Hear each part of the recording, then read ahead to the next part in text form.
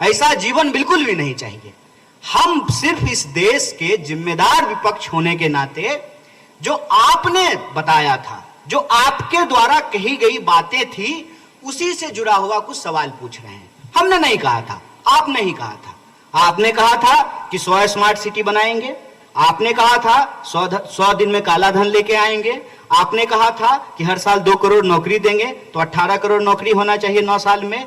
आपने कहा था किसानों की आमदनी दुगनी कर देंगे, आपने कहा था महंगाई कम कर देंगे, आपने कहा था कि महिलाओं के ऊपर अत्याचार कम हो जाएगा, आपने कहा था कि इस देश के भीतर जो भी रहने वाले लोग हैं सबको साथ लेकर के चलेंगे और अच्छा दिन आएगा। ये तमाम वादे आपके द्वारा किए गए थे, और आज आप अपने अचीवमेंट के रूप में जो चीजें गिना रहे हैं उसमें एक भी यह बात नहीं कही जा रही है। स्वयं प्रधानमंत्री ने इन बातों को बोलना बंद कर दिया है। आपने देखा होगा कर्नाटक के चुनाव में भाजपा ने रोजी रोटी, कपड़ा, मकान, शिक्षा, स्वास्थ्य, सड़क, बिजली, पानी पे चुनाव नहीं लड़ा।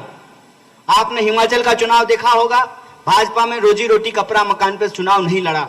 और आज आप कहीं भी बीजेपी के लोगों से बात करके देख लीजिए, आप जो ही रोजी रोटी की बात करेंगे, जो ही आप रोजगार की बात करेंगे, जो ही आप महंगाई की बात करेंगे, तो जानते हो क्या कहेंगे? तो महंगाई कम करना प्रधानमंत्री का काम है, रोजगार देना प्रधानमंत्री का काम है। तो रोजगार देना प्रधानमंत्री का काम नहीं है तो बिजली के खंभे का उद्घाटन करना भी प्रधानमंत्री का काम नहीं है, वो काम विद्युत मंत्री का है।